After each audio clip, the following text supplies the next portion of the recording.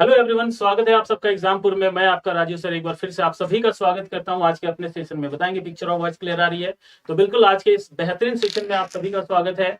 तो अगर हम बात करें यहाँ पे कहीं ना कहीं अगर हम बात करें करंट अफेयर की, तो करंट अफेयर का जो आज ये सेशन है वो बहुत ही इंपॉर्टेंट सेशन होने वाला है, क्योंकि हम अगस्त मंथ का पूरा रिवाइज करने वाले हैं। ये 4 पार्ट में रहेगा और इसका ये पार्ट 1 है। आपको बता दें ये पार्ट 1 है। तो बिल्कुल हम बात करें करंट अफेयर का, ये रिविजन क्लास यानी कि जो एमसीक्यू के फॉर्मेट में हम यहाँ करने वाले हैं, सिर्फ और सिर्फ एमसीक्यू पर ही हमारा डिस्कशन रहेगा, ओनली एमसीक्यू पर। अगर हम बात करें थ्योरी, आपने बहुत सारे पढ़े होंगे और थ्योरिकल पार्ट्स को कहीं ना कहीं रिवाइज करने की जरूरत होती है। तो रिवीजन के लिए एमसीक्यू सबसे परफेक्ट होता है और यहाँ पे इस क्लास में हम एमसीक्यू रिवीजन ही कर रहे हैं। तो सबसे पहले अगर हम बात बता दें कि सर करंट अफेयर क्यों इंपॉर्टेंट है, करंट अफेयर के सोर्सेस कहां से है, तो आपको बता दें सोर्सेस के लिए बहुत सारे वे है। आप न्यूज़पेपर के माध्यम से करंट अफेयर को कलेक्ट कर सकते हो, आप वेबसाइट के माध्यम से, या फिर पीआईबीज या गवर्नमेंट डेटा के माध्यम से कर सकते हो, या फिर न्यूज चैनल के माध्यम से कर सकते हो, या फिर मैगजीन्स के माध्यम से करंट अफेयर को कलेक्ट कर सकते हो। सारे सोर्स ऑथेंटिक है। अगर आप करंट अफेयर पढ़ते हो तो या तो आप थ्योरी बेस या तो आप एमसीक्यू बेस पढ़ोगे। या तो आपका करंट अफेयर क्या होगा, तो थ्योरी बेस्ड होगा, या तो आपका करंट अफेयर क्या होगा, एमसीक्यू बेस्ड होगा। ये बात याद रखिएगा। अगर हम बात करें यहाँ पे, अगर हम बात करें इस जगह पे, अगर थ्योरिकल बेस्ड हो या फिर एमसीक्यू बेस्ड हो, दोनों की ही खासियत क्या है? तो दोनों की खासियत ये है कि आप या तो उसे डेली बेसिस करोगे, या तो आप उसे एमसी जो है आप उसे वीकली बेसिस करोगे, या तो आप उसे कैसे करोगे, तो या तो उसे आप मंथली बेसिस करोगे। और करंट अफेयर का इंपॉर्टेंस आपको हर एक एग्जाम में देखने को मिलता है, यानी कि जितने सारे एग्जाम्स है आप कहीं ना कहीं करंट अफेयर का रोल आप देख सकते हो, हर एक एग्जाम में देख सकते हो। क्लियर है यहाँ पे? मतलब आप प्रीलिम्स, मेंस, इंटरव्यू हर में ही करंट अफेयर का एक बहुत बड़ा वेटेज होता है, क्योंकि इसका सीधा रिलेशन कोर सब्जेक्ट से देखने को मिलता है। कोर सब्जेक्ट की अगर हम बात करें तो कोर सब्जेक्ट से आप क्या समझते हो? Core subject just like history, polity, geography, economics, environment, science and tech, ये सारे आपके क्या है, कोर सब्जेक्ट के ही पार्ट है। तो इन सभी से सीधा इनका रिलेशन होता है, ये चीज याद रखिएगा। तो चलिए सेशन की शुरुआत करते हैं। बेहतरीन सेशन हमारा होने वाला है और इस सेशन से संबंधित हर एक फैक्ट को हम यहाँ पे जानने वाले हैं। हर एक फैक्ट के बारे में हम यहाँ डिस्कस करेंगे। तो सेशन स्टार्ट करते हैं। किसी भी प्रकार का अगर कोई दिक्कत हो जो है, अगर आप हमारे एग्जाम्पुल से कांटेक्ट करना चाहते हो तो दिए हुए नंबर पे भी आप संपर्क कर सकते हो एनी टाइम। तो चलिए सेशन की शुरुआत करते हैं। ये हमारा क्विज सेशन है जहां हम क्वेश्चन और आंसर को यहाँ पे देखने वाले हैं। तो सिर्फ और सिर्फ यहाँ हम क्वेश्चंस और आंसर ही यहाँ प्रैक्टिस करेंगे, इसके अलावा हमारा कोई भी यहाँ पे प्रैक्टिस नहीं होगा। तो सभी लोग तैयार हैं? एक बार बताएंगे यस सर, सभी लोग तैयार हैं, हाँ या ना? सभी लोग तैयार है? एक बार फास्ट रिप्लाई करेंगे सभी लोग। क्या सभी लोग तैयार है? ओके, चलिए सेशन की शुरुआत करते हैं। तो सेशन की शुरुआत करते हैं। फर्स्ट वीक ऑफ अगस्त का हमारा रिवाइज है और फर्स्ट वीक ऑफ अगस्त से संबंधित जो भी करंट अफेयर है उनको बहुत ही स्पीड में करेंगे। याद रखिए कि ये क्लास आपके लिए एक रिवीजन क्लास है और बहुत ही इंपॉर्टेंट क्लास है। इससे आप पूरा अगस्त मंथ का करंट अफेयर रिवाइज कर सकते हो। तो चलिए पहला सवाल देखते हैं कि झारखंड पर्यटन नीति के संदर्भ में निम्नलिखित कथनों पर विचार कीजिए। पहला स्टेटमेंट है, झारखंड के राज्यपाल द्वारा राज्य में पर्यटन क्षेत्र को पुनः स्थापित करने के उद्देश्य से झारखंड पर्यटन नीति का शुभारंभ किया गया है। पहला फैक्ट बहुत सही है। चलिए देखते हैं आगे। दूसरा है, झारखंड की 10वीं राज्यपाल के रूप में वर्ष 2021 को रमेश बैस ने कार्यभार संभाला है। दूसरा स्टेटमेंट है। और तीसरा स्टेटमेंट जो कि आप देख रहे हो क्या है कि झारखंड पर्यटन नीति का उद्देश्य झारखंड में पर्यटन क्षेत्र को नवीनीकृत करके बढ़ावा देना है। क्वेश्चन नंबर 1 की हम बात कर रहे हैं यहाँ पे, और क्वेश्चन नंबर 1 हमारा किससे आधारित है? तो वो आधारित है झारखंड पर्यटन नीति से आधारित है। तो सबसे पहला अगर हम बात समझेंगे यहाँ पे कि झारखंड पर्यटन नीति जो है ये झारखंड के राज्यपाल द्वारा नहीं, झारखंड के मुख्यमंत्री द्वारा इसका इनॉग्रेशन किया गया। तो पहला फैक्ट तो हमारा गलत है। हमें पता चल गया पहला फैक्ट गलत है और सही पूछा गया है। तो अगर इसके हिसाब से अगर हम बात करें तो हमारा 1 नहीं होगा, और 1 देख सकते हो इन तीनों जगह पे 1 है, और इसी कारण से ए, बी और डी गलत है। इसका राइट आंसर क्या होगा? सी होगा। जितने लोगों ने सी जवाब दिया है वो सब सही है, बाकी सब यहाँ गलत है। चलिए बहुत अच्छी बात है। अगले क्वेश्चंस की ओर मूव करते हैं। अगला सवाल आपके स्क्रीन के ऊपर आ रहा है। सवाल क्या है? झारखंड के मुख्यमंत्री द्वारा राज्य में पर्यटन क्षेत्र को पुनः स्थापित करने के उद्देश्य से कौन सी नीति का शुभारंभ किया गया है? पहला, झारखंड पर्यटन नीति, जोहार पर्यटन नीति, झारखंड संथाल पर्यटन नीति, या फिर भारत पर्यटन नीति। आप सभी को बता दें कि एक स्पीड मैराथन है जहां पे आप अपने क्वेश्चंस को सुपर फास्ट स्पीड में रिवाइज कर सकते हो। ये वो क्वेश्चंस है जो कहीं ना कहीं बेहतरीन सवालों में से एक है। इनको आपने पहले पढ़ा है। यहाँ ये रिविजन के लिए ये पूरा का पूरा जो है क्लास आपके लिए डिजाइन किया गया है। तो अगर हम बात करें, इसका राइट आंसर है झारखंड पर्यटन नीति। क्वेश्चन नंबर 2 का राइट आंसर क्या होगा? Option number A. आइए क्वेश्चन नंबर 3 की ओर मूव करते हैं। क्वेश्चन नंबर 3 है, फैमिली कोर्ट्स अमेंडमेंट बिल 2022 के संदर्भ में निम्नलिखित कथनों पर विचार करना है। पहला स्टेटमेंट क्या कह रहा है? तो पहला स्टेटमेंट कह रहा है फैमिली कोर्ट्स अमेंडमेंट बिल को 18 जुलाई 2022 को लोकसभा में पेश किया गया था, जिसके तहत फैमिली कोर्ट्स अमेंडमेंट बिल 1984 में संशोधन किया गया है। दूसरा स्टेटमेंट हमारा कह रहा है कि नवीन अधिनियम राज्य सरकारों को परिवार न्यायालय स्थापित करने की अनुमति प्रदान करता है। साथ ही यह केंद्र सरकार को भी विभिन्न राज्यों में अधिनियम के लागू होने की तारीखों को अधिसूचित करने का अधिकार प्रदान करता है। और तीसरा स्टेटमेंट जो कह रहा है कि फैमिली कोर्ट्स अमेंडमेंट बिल 2022 पूर्व व्यापी प्रभाव से हिमाचल प्रदेश में 3 परिवार न्यायालय और नागालैंड में 2 अस्तित्व को मान्यता प्रदान करता है। आपको बताना है 3 स्टेटमेंट वाले क्वेश्चंस है, और 3 स्टेटमेंट वाले क्वेश्चंस में आप सभी को पता है कि यहाँ पे आपको रॉन्ग स्टेटमेंट ढूंढना होता है। पर जब आप तीनों स्टेटमेंट पढ़े होंगे तो आपको कोई भी रॉन्ग स्टेटमेंट नहीं मिला। जब तीनों के तीनों स्टेटमेंट हमारे यहाँ सही है तो इसका राइट आंसर क्या होगा? All of these. यानी जितने लोगों ने ऑप्शन नंबर डी के साथ जाना पसंद किया है वो सभी यहाँ पे सही है, बाकी सभी लोग गलत है। खैर चलिए अगले सवाल की ओर मूव करते हैं। अगला सवाल, परिवार न्यायालय संशोधन विधेयक 18 जुलाई 2022 को लोकसभा में पेश किया गया। यह विधेयक किस बिल को संशोधन करके किया गया है? परिवार न्यायालय संशोधन विधेयक 1981, दूसरा है 1982, तीसरा है 1983 और चौथा है 1984। क्या लगता है कौन सा है इसका राइट आंसर? तो अगर हम बात करें यहाँ पे तो चौथा नंबर सवाल का जो राइट आंसर है वो है ऑप्शन नंबर डी, यानी परिवार न्यायालय संशोधन विधेयक जो क्या तो 1984। ये इसका बिल्कुल ही सही जवाब है। आई होप यहां तक सब क्लियर हो रहा होगा। बिल्कुल आप इसे रिवाइज के फॉर्म में लेंगे, रिवीजन हो रहा है हमारा, तो सुपर फास्ट स्पीड रिवीजन हो रहा है। तो अगले सवाल की ओर मूव करते हैं। अगला है वेस्टर्न फ्लीट नेवल कमांड के संदर्भ में निम्नलिखित कथनों पर विचार करना है। पहला है पश्चिमी बेड़े का वार्षिक पुरस्कार समारोह का आयोजन नौसेना डॉकयार्ड मुंबई में किया गया। पहला स्टेटमेंट है। दूसरा स्टेटमेंट कहता है फ्लीट पुरस्कार समारोह में कुल 21 ट्रॉफियां समुद्री संचालन के विभिन्न आयामों को प्रतिनिधित्व करने के लिए मेधावी जहाजों को प्रदान किया गया। और तीसरा जो स्टेटमेंट कहता है कि फ्लीट इवनिंग 2022 में वार्षिक पुरस्कार में इस वर्ष आईएनएस चेन्नई को सर्वश्रेष्ठ जहाज का अवार्ड मिला, आईएनएस तलवार को सर्वश्रेष्ठ उत्साही जहाज का और आईएनएस आदित्य को टैंकरों और ओपीवी श्रेणी में सर्वश्रेष्ठ जहाजों का पुरस्कार दिया गया है। ये स्टेटमेंट नंबर 3 है, याद रखिएगा। तो क्वेश्चन नंबर 5वां पूछा गया है कि इनमें से कौन सा स्टेटमेंट सही है, और अलग अलग ऑप्शन है कि 1 और 2। तो देखो जब अगर आप इसे देखोगे तो पहला स्टेटमेंट हमारा सही है, दूसरा स्टेटमेंट भी हमारा सही है और तीसरा स्टेटमेंट भी हमारा सही है। जब तीनों सही है तो इसका राइट आंसर क्या होगा? क्वेश्चन नंबर 5 का right answer option number D है। तो यहाँ पे आपने देखा D is the right answer. चलिए अगले क्वेश्चन की ओर मूव करते हैं और अगला सवाल बेहतरीन सवाल है। सवाल को पढ़ेंगे और देन फिर जवाब देंगे। वेस्टर्न फ्लीट नेवल कमांड का वार्षिक पुरस्कार समारोह भारत के निम्नलिखित में से किस शहर में आयोजित किया गया? चेन्नई, मुंबई, कोचीन या कैंडला? तो आप सभी को पता है कि इससे पहले का जो सवाल था वो एक हाई लेवल क्वेश्चन था, एक टफ लेवल क्वेश्चन था, और उसके बिहाफ पे अगर आप इस सवाल को पढ़ रहे होंगे तो आपके अंदर से एक कॉन्फिडेंस आ रहा होगा, क्योंकि ये बहुत आसान है उस क्वेश्चन के कंपेयर में। पर अगर पहली बार इस सवाल को देखोगे तो आपको थोड़ा सा दिक्कत लगेगा। तो अगर हम बात करें, इसका राइट आंसर है option number C, Mumbai is right answer. Mumbai इसका बिल्कुल सही जवाब है। आइए क्वेश्चन नंबर 7 की ओर मूव करते हैं। क्वेश्चन नंबर 7 आपके स्क्रीन के ऊपर है। हम आपसे फिर से कह रहे हैं कि ये एक सुपर फास्ट रिवीजन क्लास है, और इस क्लास का मेन मोटो है कि जो पूरा का पूरा अगस्त मंथ का फर्स्ट वीक है उसको रिवाइज करना। क्लियर है? तो अगस्त मंथ का जो फर्स्ट वीक है उसको रिवाइज करने के पर्पज से ही ये क्लास को कंडक्ट किया गया है। कहीं ना कहीं आप सभी का डिमांड था कि सर एक रिवीजन क्लास होना चाहिए जिसमें सुपर फास्ट, क्योंकि इन पूरे कंटेंट को पढ़ने में आपको लगभग 10 दिन का या 8 दिन का क्लास लगता है। वो 8 घंटे का क्लास को कंप्रेस करके 1 घंटे में सिर्फ और सिर्फ क्वेश्चन और आंसर के माध्यम से यहाँ करवाया जा रहा है। अगला सवाल है, हाइड्रोजन के लिए समझौता ज्ञापन के संदर्भ में निम्नलिखित कथनों पर विचार कीजिए। तेल एवं प्राकृतिक गैस निगम ओएनजीसी द्वारा मेसर्स ग्रीनको जीरो सी प्राइवेट लिमिटेड के साथ हरित हाइड्रोजन के लिए समझौता ज्ञापन पर हस्ताक्षर किया गया है। ये पहला स्टेटमेंट है।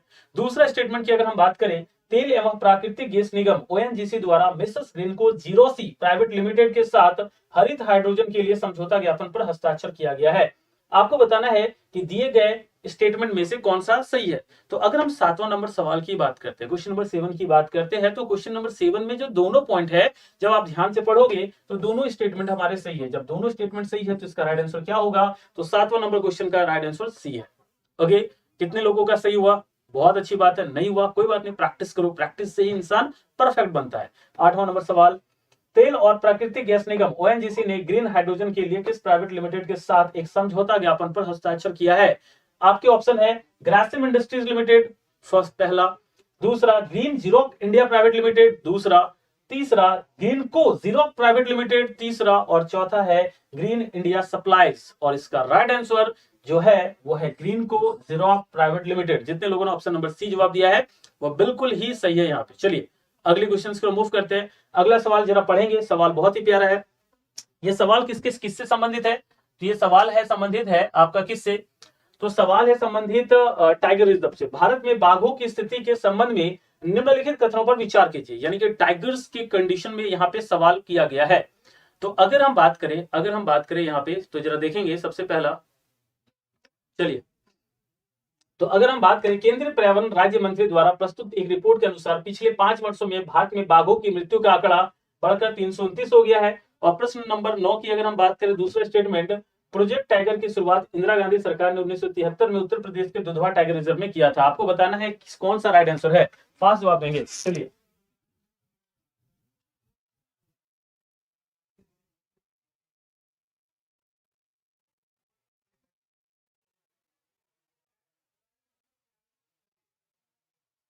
चलिए, तो अगर हम 9 नंबर क्वेश्चंस की बात कर रहे हैं, तो याद रखिएगा अगर हम बात करें, ये लास्ट 5 साल का नहीं, 3 साल का डेटा है। अगर हम बात करें, ये लास्ट 3 साल का डेटा है, क्लियर है? यहाँ पे लास्ट 3 ईयर का डेटा है। और तो और अगर हम दूसरे फैक्ट की बात करें यहाँ पे कि 1973 में ये दुधवा टाइगर रिजर्व में नहीं, जिम कॉर्बेट नेशनल पार्क में हुआ था, ये चीज याद रखिएगा। तो यानी जिम कॉर्बेट नेशनल पार्क इसका सही जवाब होगा, क्लियर है? तो मतलब अगर देखा जाए दोनों स्टेटमेंट हमारे गलत हो गए, तो इसका राइट आंसर क्या होगा? D is a right answer. यानी कि हम देख सकते हैं सवाल नंबर 9 का जो राइट आंसर है वो ऑप्शन नंबर डी होगा।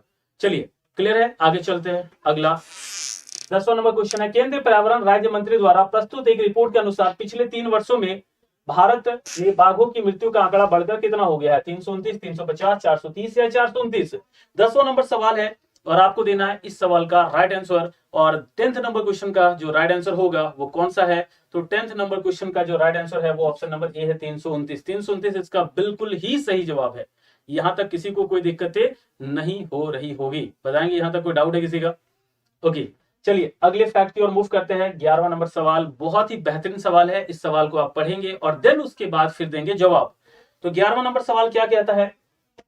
यूक्रेन के राष्ट्रपति व्लादिमीर जेलेंस्की को Winston Churchill leadership award British प्रधानमंत्री ऋषि सुनक द्वारा प्रदान किया गया। आप सभी को पता है कि ये अवार्ड उस वक्त के प्रधानमंत्री जो ब्रिटेन के थे, जो कि कौन थे? बोरिस जॉनसन, उनके द्वारा दिया गया था। यानी यहां तो पहला स्टेटमेंट तो गलत हो जाता है, मतलब पहला स्टेटमेंट तो ये होगा नहीं, क्लियर है? यहाँ पे विंस्टन चर्चिल लीडरशिप अवार्ड की शुरुआत 2006 में की गई थी। वर्ष 2006 में सर्वप्रथम Winston Churchill leadership award Prince Charles, पूर्व अमेरिकी विदेश मंत्री मैडलीन अल्ब्राइट और पूर्व प्रदेश प्रधानमंत्री मार्गरेट थैचर और जॉन मैचर को प्रदान किया गया था। तो 11वां नंबर क्वेश्चन की अगर हम बात करें, दूसरा स्टेटमेंट बिल्कुल ही सही है और दूसरा स्टेटमेंट अगर सही है तो इसका राइट आंसर क्या होगा? इसका राइट आंसर होगा ए, यानी कि only 2 is a right answer. मतलब कि 11वां नंबर सवाल का जो राइट आंसर है वो ऑप्शन नंबर ए होगा, यानी only 2 is the right answer, clear है? चलिए अगले सवाल की ओर मूव करते हैं। बेहतरीन सवाल अगला, देखते हैं सवाल क्या है कि Winston Churchill leadership award British प्रधानमंत्री बोरिस जॉनसन द्वारा किसे प्रदान किया गया है? यानी ये अवार्ड किसे दिया गया है, ये आपसे पूछा गया है। तो ये अवार्ड क्या जो बाइडेन को दिया गया है, व्लादिमीर पुतिन जी को दिया गया है, रशिया के प्रेसिडेंट, या फिर सी जिनपिंग चाइना के प्रेसिडेंट को दिया गया है, या फिर ये व्लादिमीर जेलेंस्की को दिया गया है? बेहतरीन सवाल है और आप सभी लोग इस सवाल का सही जवाब देना स्टार्ट भी कर दिए होंगे। और इसका राइट आंसर क्या है? Option number D, Vladimir Zelensky is a right answer. यानी कि हम देख सकते हैं क्वेश्चन नंबर 12 का राइट आंसर डी यानी कि 4th है।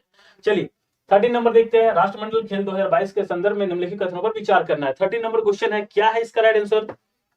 पहला है, ओलंपिक पदक विजेता पीवी सिंधु को बर्मिंघम में आयोजित राष्ट्रमंडल खेल 2022 के उद्घाटन समारोह के लिए भारत की ध्वजावाहक बनाया गया है। तो बिल्कुल सही बात है, पहला स्टेटमेंट सही है कि इन्हें ध्वजावाहक बनाया गया था। दूसरा है, राष्ट्रमंडल खेल 2022 का आयोजन 28 जुलाई से 8 अगस्त तक इंग्लैंड के बर्मिंघम में किया गया। ये भी बिल्कुल सही स्टेटमेंट है। और तीसरा स्टेटमेंट, कॉमनवेल्थ गेम्स में लगातार तीसरी बार ध्वजावाहक बनी है पीवी सिंधु। याद रखिएगा ये सेकंड टाइम है, ये दूसरी बार, सेकंड टाइम जो है ध्वजावाहक बनी है, ना कि तीसरी बार बनी है। मतलब तीसरा स्टेटमेंट गलत है। तो 1 और 2 सही है, तो मतलब इसका right answer option number A होगा। जितने लोगों ने ऑप्शन नंबर ए के साथ क्लिक किया है वो बिल्कुल सही है, बाकी सभी लोग यहाँ पे गलत है। चलिए अगले क्वेश्चन को मूव करते हैं। सवाल है, बर्मिंघम में आयोजित राष्ट्रमंडल खेल 2022 के उद्घाटन समारोह के लिए भारतीय दल का ध्वजावाहक किसे बनाया गया था? और आपके सामने 4 ऑप्शन है। 4 में है, पहला नवजीत कौर ढिल्लो, दूसरा है पीवी सिंधु, तीसरा है आपका हिमा दास और चौथा है दीपिका पदुकोण। तो आप सभी को पता है कि इसका राइट आंसर क्या होगा? तो 14 नंबर क्वेश्चन का जो राइट आंसर है वो है पीवी सिंधु। तो इस तरह आप 14th क्वेश्चन तक रिवाइज कर चुके हैं। आई होप यहाँ तक कोई डाउट नहीं होगा। आइए 15 नंबर क्वेश्चन देखते हैं। विश्व एथलेटिक्स चैंपियन के संबंध में निम्नलिखित कथनों पर विचार करना है। तो विश्व एथलेटिक्स चैंपियन की बात यहाँ हो रही है। पहला है, विश्व एथलेटिक्स चैंपियन में इस वर्ष संयुक्त राज्य अमेरिका ने 33 पदक के साथ इस पदक तालिका पे टॉप किया है। तो आपको क्या लगता है, पहला स्टेटमेंट सही है? तो बिल्कुल पहला स्टेटमेंट सही है। 15वां नंबर क्वेश्चन की अगर हम बात करें तो बिल्कुल सही है। दूसरा है, भारत का स्थान इस वर्ष विश्व एथलेटिक्स चैंपियनशिप में एक पदक के साथ 33वां रहा, जबकि भारत एशियाई देशों में चाइना, जापान, कजाकिस्तान के बाद तीसरे स्थान पे। तो सबसे पहले दिमाग लगाइए कि जब चाइना, जापान और कजाकिस्तान ऑलरेडी 3 कंट्री है, तो 3 के बाद अगर भारत आया होगा तो तीसरा तो हो ही नहीं सकता, यानी वो चौथा नंबर रहा होगा। मतलब कि दूसरा स्टेटमेंट हमारा गलत है। और इसके बिहाफ पे अगर हम बात करें ओनली 1, यानी कि 50 नंबर क्वेश्चन का जो राइट आंसर होगा वो ए होगा। क्लियर है? आइए अगले सवाल को मूव करते हैं। सवाल है कि यूजीन और ओरेगन संयुक्त राज्य अमेरिका में आयोजित विश्व एथलेटिक्स चैंपियन में कौन सा देश अंक तालिका में टॉप में रहा, यानी सबसे ज्यादा मेडल किसको मिला है? क्या वो चाइना को मिला है, केनिया को, जैमका को या यूएसए को? तो अभी थोड़ी देर पहले हमने आपको बताया कि 16 नंबर क्वेश्चन का जो राइट आंसर होगा, सबसे ज्यादा 33 मेडल के साथ यूएसए यहाँ रैंक 1 पे रहा, यानी option number D is a right answer. यहां तक किसी को कोई दिक्कतें नहीं होनी चाहिए। आइए अगले क्वेश्चन को मूव करते हैं। अगला सवाल है, विश्व हेपेटाइटिस दिवस के संबंध में निम्नलिखित कथनों पर विचार कीजिए। प्रत्येक वर्ष 28 जुलाई को वायरल हेपेटाइटिस के बारे में जागरूकता बढ़ाने के उद्देश्य से विश्व हेपेटाइटिस दिवस मनाया जाता है। 17वां नंबर सवाल थोड़ा ध्यान से पढ़िएगा। तो बिल्कुल यहाँ पे सही बातें कही गई है कि 28 जुलाई को वायरल हेपेटाइटिस के बारे में जागरूकता फैलाने के उद्देश्य से ये विश्व हेपेटाइटिस दिवस मनाया जाता है। दूसरा स्टेटमेंट क्या है, इस वर्ष विश्व हेपेटाइटिस दिवस 2022 का जो विषय था हेपेटाइटिस देखभाल को अपने करीब लाना है, वो बिल्कुल ही सही बात है। तो जब दोनों सही है तो इसका राइट आंसर क्या होगा? 17 नंबर क्वेश्चन का right answer option number C है। आइए अगला सवाल देखते हैं। अगला सवाल आपके स्क्रीन के ऊपर है और क्वेश्चन नंबर 18 है, और इस तरह हम 18 सवाल कंप्लीट करने वाले हैं। सवाल है, विश्व हेपेटाइटिस दिवस हर साल किस तारीख को वायरल हेपेटाइटिस के बारे में जागरूकता बढ़ाने के उद्देश्य से मनाया जाता है? 25 जुलाई, 26 जुलाई, 27 जुलाई या 28 जुलाई? 18वां नंबर सवाल, अभी थोड़ी देर पहले वाले सवाल को अगर आप नोटिस करोगे तो आप समझ जाओगे इसका राइट आंसर क्या है, और ये है 28 जुलाई। 28 of July is the right answer, यानी 18 नंबर क्वेश्चन का राइट आंसर है डी। आइए अगले क्वेश्चन को मूव करते हैं, और ये फर्स्ट क्लास यानी कि हम अगस्त फर्स्ट वीक के फर्स्ट क्लास का आखिरी क्वेश्चन को कर रहे हैं। आइडेक्स द्वारा नई दिल्ली में pacify medical technology private limited नामक एक फर्म के साथ अपने कौन से अनुबंध पर हस्ताक्षर किया गया है? 100, 101, 99 या 75? और इसका जो सही आंसर है, वो जितने लोगों ने 100 दिया है वो बिल्कुल सही है। और इस तरह पहला दिन यानी first day, first week of August का पहला क्लास का 19 सवाल जो हमने अगस्त मंथ में बहुत अच्छे से किया था, वो यहाँ आज क्लियर होता है। अब एक बहुत ही बेहतर जानकारी आप सभी के लिए, आप लोगों के लिए ला रहे हैं। जानकारी क्या है? तो एग्जामपुर के सभी कोर्सेस में फ्लैट 75% का डिस्काउंट पा सकते हैं, या बिल्कुल जी हाँ, एग्जामपुर के जितने सारे कोर्सेस चल रहे हैं उन सभी कोर्सेस की बात कर रहे हैं, यहाँ पे उन पे फ्लैट 75% का डिस्काउंट पा सकते हैं। यानी कि आप जो भी कोर्स लेना चाह रहे हो, अगर आप आईएसपीसीएस पे कोई कोर्स लेना चाह रहे हो, यूपीपीसीएस पे कोई कोर्स लेना चाह रहे हो, या फिर कोई भी कोर्स की अगर बात क्यों नहीं कर रहे, उन सभी पर फ्लैट 75% का डिस्काउंट है। आपको कोड यूज करना है दिवाली 75, DIWALI 75, दिवाली 75 कोड का इस्तेमाल करते ही आपको हर एक कोर्स पर फ्लैट 75% का डिस्काउंट मिलेगा। तो बिल्कुल इस दिवाली आप भी अपने पढ़ाई का जोत जगाइए और 75% डिस्काउंट का फायदा उठाइए, और कहीं ना कहीं हमारे रेगुलर कोर्सेज के साथ जुड़ जाइए। सर क्या मिलेगा इसके अलावा, कि सर हम इस कोर्स में क्या क्या बेनिफिट है? तो भाई बहुत सारे बेनिफिट है। आपको लाइव क्लासेस प्रोवाइड होगा, पीडीएफ नोट्स होगा, जूम आउट सेशंस होंगे, ये सारी चीज आपको यहाँ पे जो है इन कोर्सेज में मिलेगा। लेने का तरीका क्या है? प्ले स्टोर पे जाएंगे, एग्जामपुर सर्च करेंगे, एग्जामपुर सरकारी नौकरी प्राप्त एप्लीकेशन को इंस्टॉल करने के बाद रजिस्टर कर लेंगे, और रजिस्टर करने के बाद आपको बहुत सारे फीचर्स मिलना स्टार्ट हो जाएगा। जैसे आप यहाँ देख सकते हो, paid course, free course, test series, study material, current affair, practice question, live test, previous PDF, job alerts, quiz, ये सारी फैसिलिटीज मिलेगी। उन्हीं में से एक फैसिलिटीज आपका कौन सा है? तो पेड कोर्स का। पेड कोर्स में क्लिक करना है, और देन पेड कोर्स जैसे क्लिक करेंगे, आपको जिस कैटेगरी का कोर्स परचेस करना है उस कैटेगरी में जाना है। आप जो है दिवाली 75 कोड का यहाँ यूज करेंगे, और देन उसके बाद पेमेंट कर देंगे, आपका सब्सक्रिप्शन यानी एक्टिवेट हो जाएगा, आपको एक्सेस मिल जाएगा। अगर कोई दिक्कत होती है किसी भी प्रकार का, तो 7272020276 में कॉल कर सकते हैं, या 8448010245 में व्हाट्सअप कर सकते हैं। आई होप यहां तक ये जानकारी क्लियर हुई होगी। चलिए आगे कंटिन्यू करते हैं। अगला सवाल अगर हम बात करें, अगला सवाल की अगर हम बात करें यहाँ पे, ये कैसे होंगे,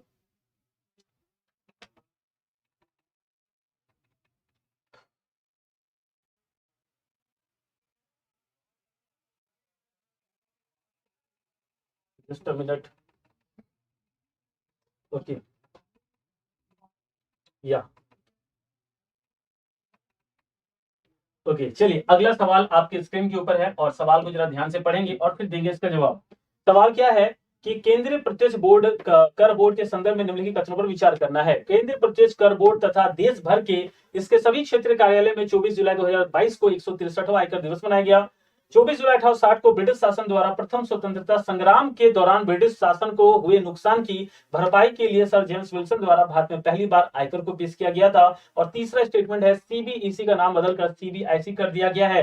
तो आपको बताना है कि ये जो पहला सवाल यानी कि हम दूसरे दिन की बात कर रहे हैं, ये सवाल का राइट आंसर क्या होगा, सिर्फ 1 और 2, सिर्फ 1 और 3, सिर्फ 2 और 3 या सभी। तो आपको बता दें कि ये सभी के सभी स्टेटमेंट सही है। जब सभी के सभी स्टेटमेंट सही है तो इसका राइट आंसर क्या होगा, इसका राइट आंसर होगा ऑप्शन नंबर डी।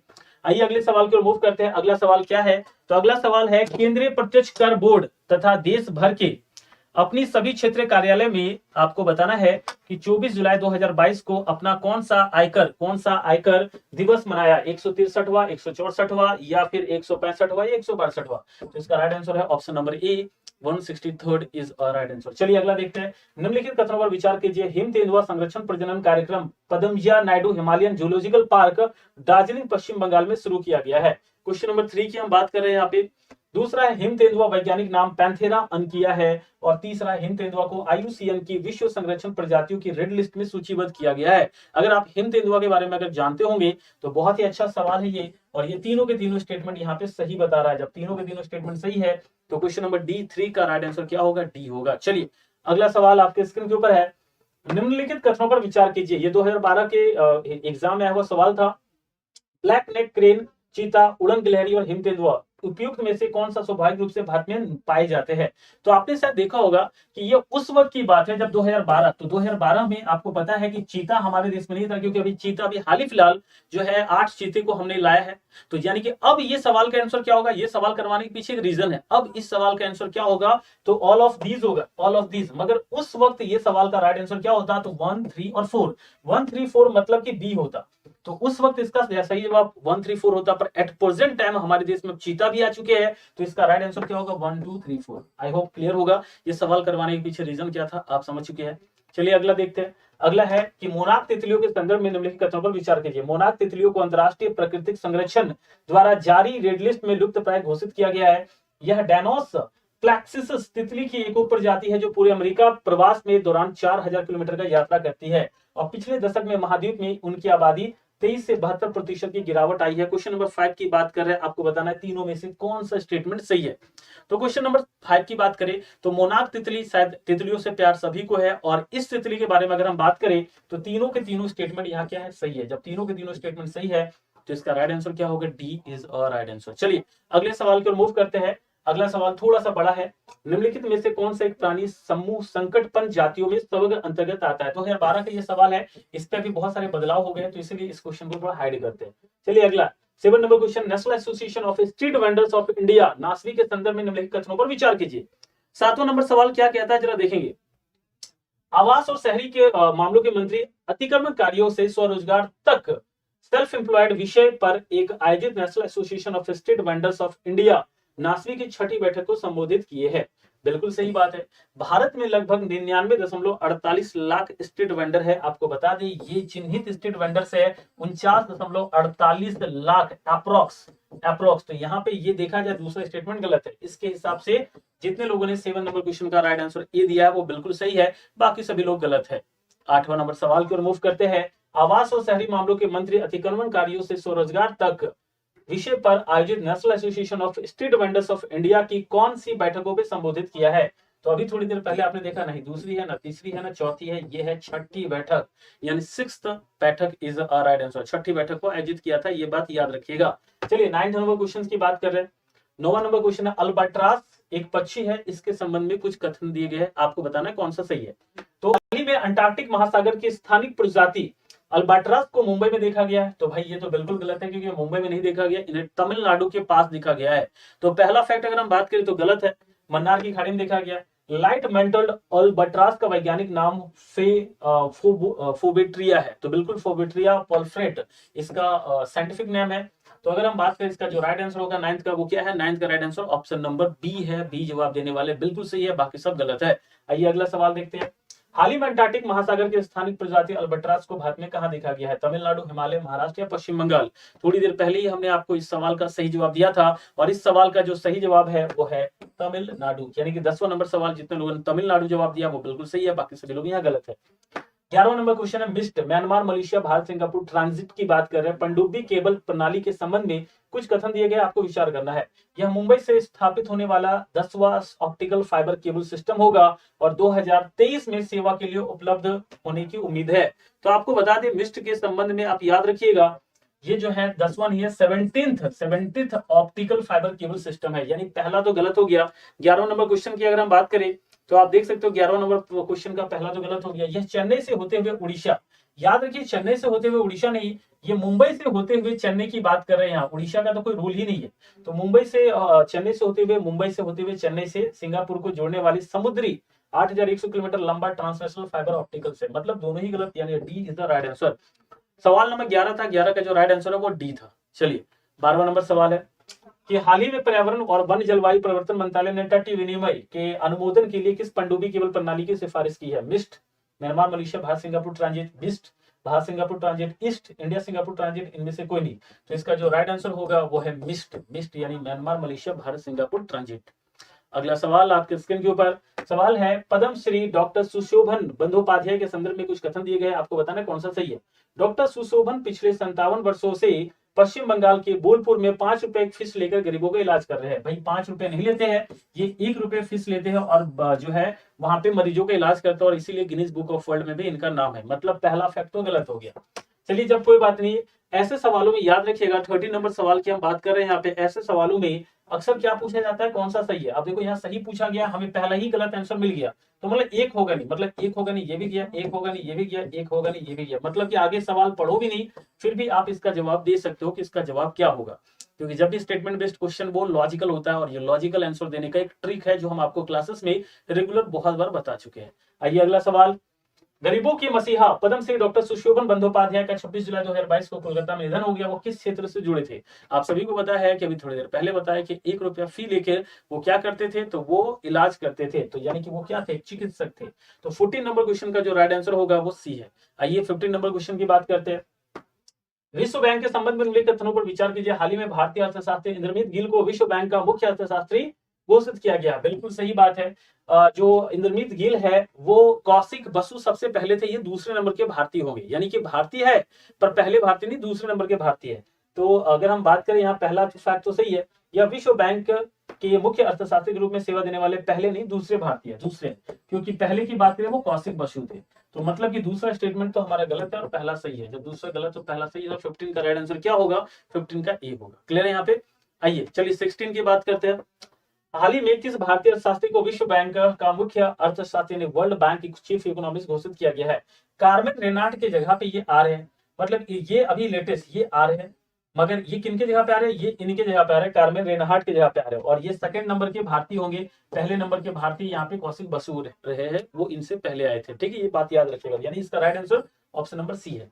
16 नंबर सवाल का राइट आंसर क्या है, तो ऑप्शन नंबर सी है। चलिए 17वां नंबर क्वेश्चन की ओर मूव करते हैं। आईसीसी महिला दिवस विश्व कप के संबंध में निम्नलिखित कथनों पर विचार कीजिए। बांग्लादेश 2024 में महिला T20 विश्व कप प्रतियोगिता की मेजबानी करेगा। अगर हम 17वां नंबर क्वेश्चन की अगर हम बात करें तो जरा फैक्ट समझेंगे कि बांग्लादेश 2024 में कर रहा है, ये बिल्कुल सही है। आगे की अगर हम बात करें 2026 का संस्करण इंग्लैंड में आयोजित किया जाएगा, ये भी सही है। और जो है भारत जो है 2027 में नहीं करेगा, 24 में ये करेगा, भारत 2025 में करने वाला है। याद रखिएगा, इंडिया 2025 में करेगा और 2027 में आपका श्रीलंका करेगा, श्रीलंका। तो मतलब यहाँ पे आप देख सकते हो तीसरा स्टेटमेंट गलत है, तीसरा गलत है, इसका मतलब राइट आंसर यहाँ पे क्या होगा, तो इसका राइट आंसर ऑप्शन नंबर 1 होगा। यानी कि आप देख सकते हैं हम कहाँ पे पहुंच चुके हैं, तो हम थर्ड डे पहुंच चुके हैं, फर्स्ट वीक का थर्ड डे तक हम पहुंच चुके हैं। चलिए जल्दी से आगे देखते हैं अगला सवाल। अगला सवाल है, भारत किस वर्ष आईसीसी महिला एक दिवसीय विश्व कप की मेजबानी करेगा? थोड़ी देर पहले हमने आपको बताया कि भारत जो साल करने वाला है वो ऑप्शन नंबर बी यानी 2025 की बात कर रहे हैं। चलिए अगले क्वेश्चन को मूव करते हैं। अगला सवाल, सरकार द्वारा की जाने वाली निम्नलिखित कार्रवाई पर विचार कीजिए। करों की दरों में कटौती, सरकारी खर्चों वृद्धि, आर्थिक मंदी के संदर्भ में सब्सिडी को समाप्त करना। इनमें से कौन सा राजकोषीय प्रोत्साहन पैकेज है? तो याद रखिए, राजकोषीय प्रोत्साहन पैकेज यानी सरकार की तरफ से जो फंड आ रहा है यानी पब्लिक का फायदा हो रहा है। तो याद रखो, इन सब में पब्लिक का फायदा होता है। अगर यहाँ पे सब्सिडी देना बंद कर देगी तो यहाँ पे पब्लिक का घाटा होगा। तो मतलब आप देखो यहाँ पे ये दोनों तो सही है, पर ये आपका नहीं होगा। एक और दो जिसमें सही है तो वो राइट आंसर होगा। क्वेश्चन नंबर 3 का जो राइट आंसर है वो क्या है? तो क्वेश्चन नंबर 3 का right answer option number A है, यानी कि फर्स्ट एंड सेकंड। चलिए अगला देखते हैं, क्वेश्चन नंबर 4 की ओर बात करते हैं। क्वेश्चन नंबर 4 है, हाल ही में सर्वोच्च न्यायालय ने केंद्र सरकार से पूछा कि क्या चुनाव अभियानों के दौरान तर्कहीन फेवरेज वितरित करना आर्थिक रूप से व्यवहार है? तो फेवरेज से आप क्या समझते हैं? फेवरेज यानी कि जो मुफ्त की चीजें होती है, जो कर्ज माफी होता है, जो चुनाव में पॉलिटिकल पार्टीज आपको मुफ्त में जो है लालच दिखाते हैं, यानी हम बात कर रहे हैं किसकी? कर्ज माफी या मुफ्त की बात कर रहे हैं। तो यानी क्वेश्चन नंबर 4 का जो राइट आंसर होगा वो ऑप्शन नंबर ए है।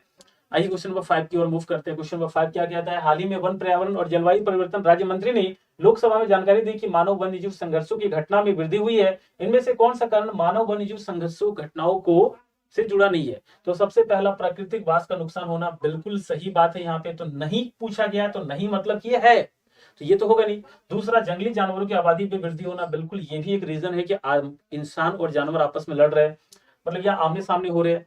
तीसरा है, शराबियों की आबादी में वृद्धि होना। भाई पीने वाले अगर बढ़ रहे हैं तो इससे कैसे वो पीने वाले जाके थोड़े जानवर से, आ जानवर मुझे मार, ठीक है, ऐसा थोड़े। तो बिल्कुल यहाँ पे नहीं पूछा गया, तो ये नहीं है, मतलब ये कोई जेन्युइन रीजन नहीं है। तो यानी हम बात करें क्वेश्चन नंबर 5 का राइट आंसर 3 नहीं होगा। चलिए आइए 6 क्वेश्चन की बात करते हैं। क्वेश्चन नंबर 6 की बात करें, क्वेश्चन नंबर 6 हम यहाँ पढ़ेंगे। क्वेश्चन नंबर 6 क्या कह रहा है? तो तटीय सफाई अभियान के संबंध में निम्नलिखित तथ्यों पर विचार कीजिए। 6 नंबर सवाल यहाँ पे कह रहा है। चलिए, तो अगर हम बात करें, पृथ्वी विज्ञान मंत्रालय ने स्वच्छ सागर, सुरक्षित सागर अभियान की शुरुआत की है। बिल्कुल सही बात है। और ये 70 दिन में 70 कोस्ट की बात नहीं कर रहा है, यहाँ पे ये 75 दिनों में 75 समुद्री तटों की बात कर रहा है, 75 कोस्ट की बात कर रहा है। तो मतलब कि यहाँ पे दूसरा स्टेटमेंट गलत है। जैसे ही हमें पता चला दूसरा गलत है, तो देखो यहाँ दूसरा है, मतलब ये तो होगा नहीं, यहाँ भी दूसरा, ये भी नहीं होगा, यहाँ भी दूसरा, ये भी नहीं होगा। इसका राइट आंसर क्या? सी, यानी हम एलिमिनेशन मेथड का यूज करके इस सवाल का भी सही जवाब दे दिए। आइए अगला देखते हैं। हर घर ऊर्जा उत्सव के संदर्भ में निम्नलिखित कथनों पर विचार करें।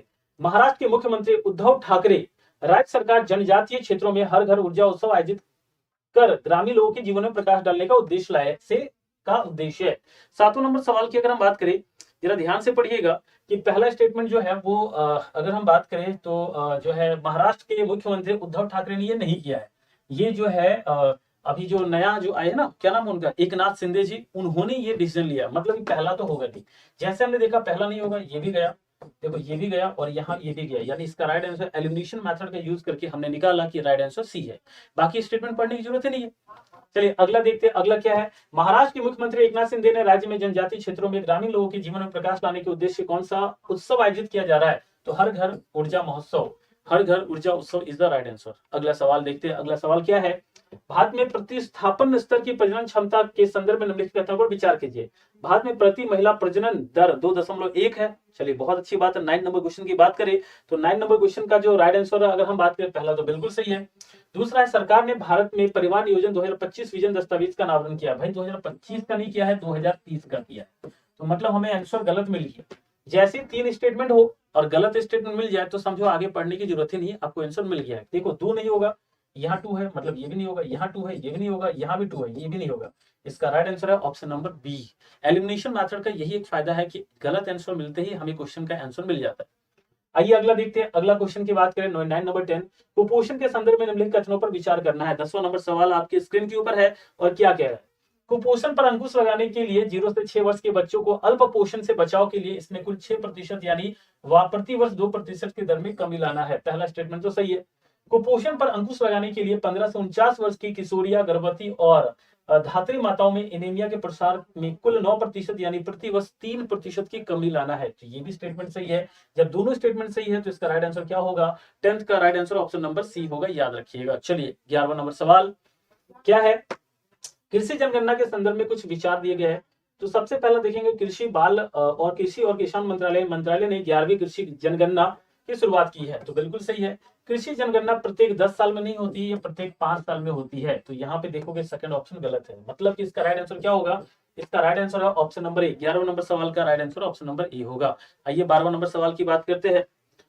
तो 12वां नंबर सवाल क्या कहता है, हाल ही में कृषि और किसान कल्याण मंत्रालय ने कौन से कृषि जनगणना की शुरुआत की है। तो आप सभी को पता है, छठी भी नहीं है, तीसरी भी नहीं, 20वीं नहीं, ये 11वीं है। तो यानी कि अगर हम बात करें 12 नंबर क्वेश्चन का बात करें, तो 12 नंबर क्वेश्चन का जो राइट आंसर है वो ऑप्शन नंबर बी होगा।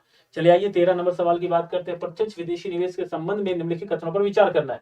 वित्त वर्ष 2021-22 के दौरान भारत में प्रत्यक्ष विदेशी निवेश के क्षेत्र में सर्वाधिक निवेश कतर और अमेरिका ने किया है। तो सबसे पहला फैक्ट की बात करें, 30 नंबर क्वेश्चन की बात करें, तो याद रखिएगा यहाँ पे कतर का कोई रोल, उतना रोल नहीं है, ये बात याद रखिएगा। 30 नंबर क्वेश्चन की बात करें, सिंगापुर और यूएसए ने सबसे ज्यादा इंडिया में एफडीआई किया था। तो पहला फैक्ट तो गलत हो गया। अंकटाड विश्व निवेश रिपोर्ट 2022 में एफडीआई के मामले में 2021 के लिए शीर्ष 20 मेजबानी अर्थव्यवस्था में भारत का 5वां स्थान रखा गया है। यानी क्वेश्चन नंबर 2 की बात करें, याद रखिए भारत का 7वां स्थान रखा गया है, याद रखिए 7th पोजीशन रखा गया, यानी ये भी गलत है। इसका राइट आंसर क्या होगा, 13 नंबर क्वेश्चन का राइट आंसर डी होगा। डी यानी कि दोनों गलत, बोथ गलत। अगला है 14 नंबर, वित्त वर्ष 2021-22 के दौरान भारत में प्रत्यक्ष विदेशी निवेश के सर्वाधिक निवेश किसने किया है। 14 नंबर क्वेश्चन की बात करें तो इसका राइट आंसर आपको पता है, सबसे ज्यादा सिंगापुर, देन अमेरिका, फिर मॉरिशस, फिर स्विट्जरलैंड। तो यहाँ पे अगर हम बात करें, इसका जो राइट आंसर है वो सिंगापुर होगा। आइए अगले क्वेश्चन की ओर मूव करते हैं। अगला है PRSL लेजिस्लेटिव रिसर्च के संबंध में लेकर विचार कीजिए। रिपोर्ट के अनुसार केरल को वर्ष 2021 में पहला स्थान प्राप्त हुआ है, जिससे इसकी विधानसभा की बैठक 41 दिन तक चली है।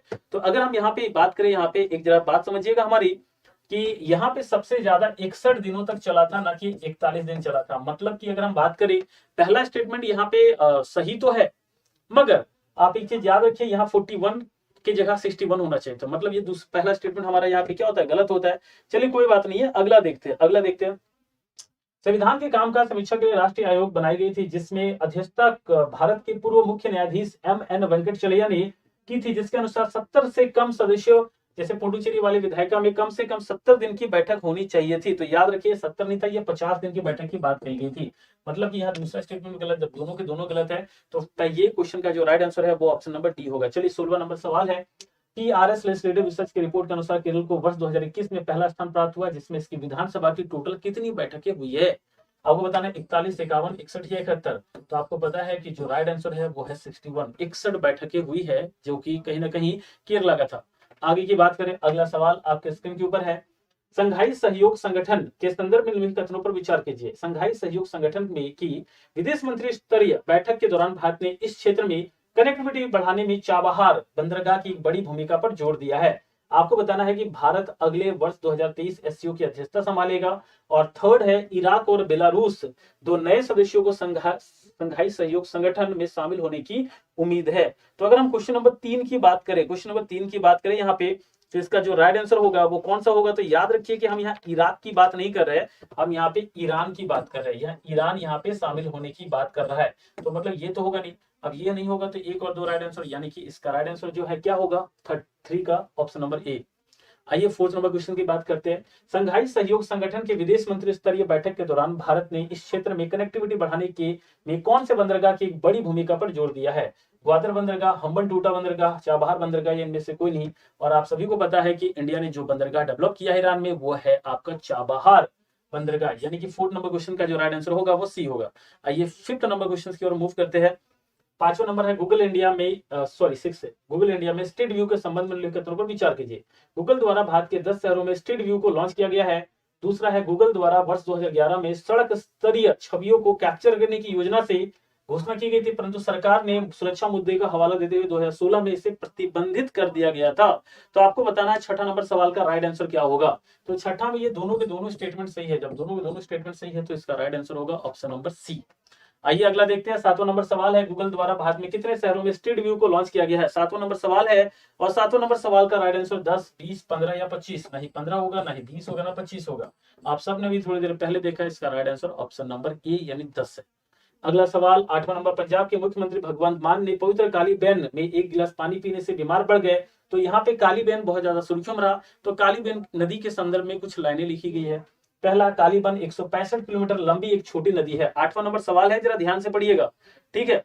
तो यहाँ पे अगर हम बात करें, ये बिल्कुल सही है। दूसरा है कि अगर हम कालीबेन, जो कि कपूरथला से शुरू होकर होशियारपुर, ब्यास और सतलुज नदियों में संगम मिलती है। भाई ये कपूरथला से शुरू होकर होशियारपुर नहीं जाती है, होशियारपुर से शुरू होकर कपूरथला जाती है, मतलब यहाँ वाइस वर्सा है, उल्टा है, तो मतलब दूसरा होगा नहीं। और देखो 3 स्टेटमेंट है, सही पूछा गया, दूसरा होगा नहीं, तो मतलब ये भी गया, ये भी गया और ये भी गया। इसका राइट आंसर क्या होगा? Option number C. 8वां नंबर क्वेश्चन का राइट आंसर क्या? सी। हमने आपको एलिमिनेशन मेथड समझाया था कि एलिमिनेट करके कैसे क्वेश्चंस को बनाया जाता है। आइए अगला सवाल देखते हैं। 9th नंबर है, पंजाब के मुख्यमंत्री भगवंत मान ने कौन सी पवित्र नदी से एक गिलास पानी पीने के बाद वो बीमार पड़ गए थे? तो नहीं वो नर्मदा है, नहीं यमुना है, ना गंगा है, वो है काली बेन नदी। आइए 10वां नंबर सवाल की ओर मूव करते हैं। 10वां नंबर सवाल क्या कहता है?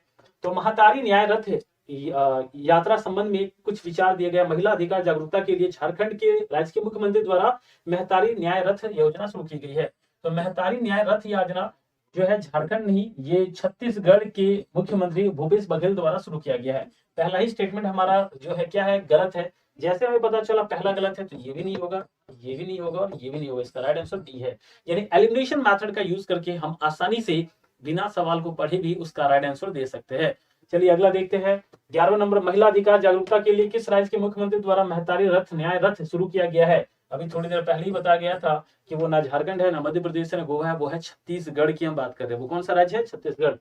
चलिए आइए 12वां नंबर क्वेश्चन की बात करते हैं। 12 नंबर क्वेश्चन है, क्या कहता है? तो व्यक्तियों की तस्करी के खिलाफ विश्व दिवस के संदर्भ में कुछ बातें हैं। तो प्रत्येक वर्ष 26 जुलाई को नहीं, 30 जुलाई को व्यक्तियों की तस्करी के खिलाफ विश्व दिवस मनाया जाता है। यानी 12वां नंबर सवाल की अगर हम बात करें तो 12वां नंबर सवाल का पहला स्टेटमेंट तो गलत होगा। व्यक्तियों की तस्करी के खिलाफ विश्व दिवस 2022 का विषय क्या था?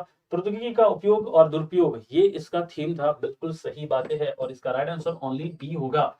चलिए अगला देखते हैं। मानव तस्करी के खिलाफ विश्व दिवस हर साल किस तारीख को लोगों को तस्करी के खिलाफ जागरूक करने के उद्देश्य से मनाया जाता है? 13 नंबर क्वेश्चन की हम बात कर रहे हैं। 13वां नंबर सवाल अभी थोड़ी देर पहले ही आपने देखा। इसका राइट आंसर क्या होगा? 30 जुलाई होगा। आइए 14 नंबर क्वेश्चन की ओर मूव देखते हैं। ई टैक्सी केरल सवारी की बात कर रहे हैं यहाँ पे, जरा ध्यान दीजिएगा इस क्वेश्चन को, ठीक है? तो अगर हम बात करें ई टैक्सी केरल सवारी सेवा के संदर्भ में निम्नलिखित कथनों पर आपको विचार करना है। कर्नाटक सरकार द्वारा अपनी खुद की ई टैक्सी केरल सवारी सेवा शुरू करने की घोषणा की गई है। 14 नंबर क्वेश्चन क्या कह रहा है?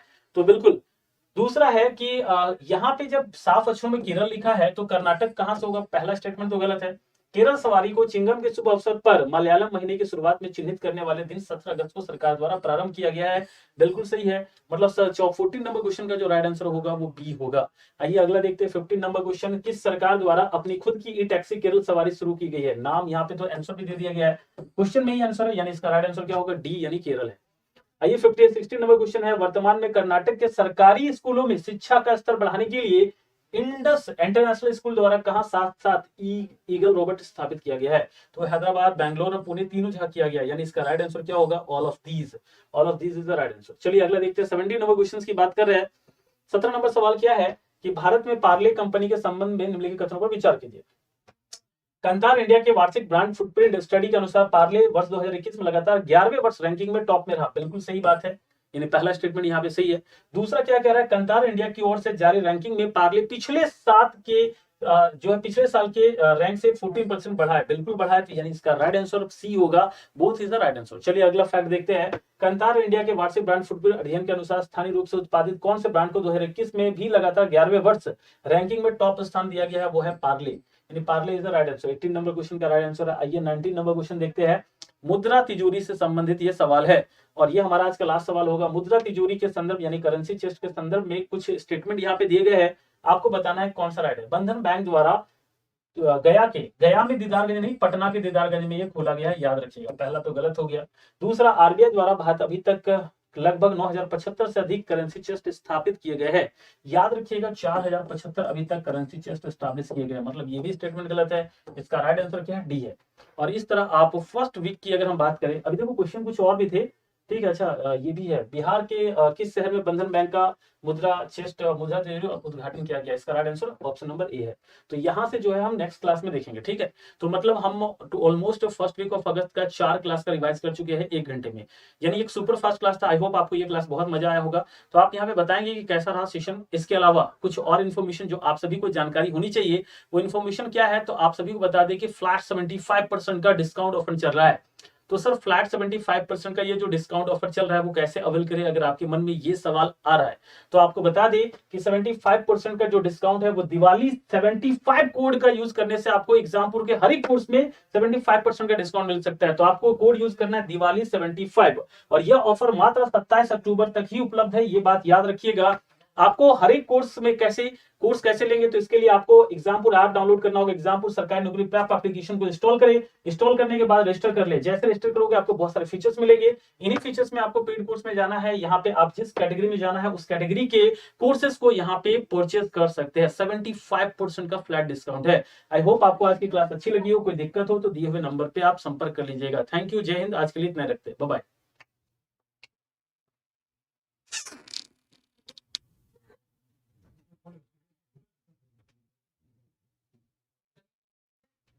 हाँ जी सर आओ।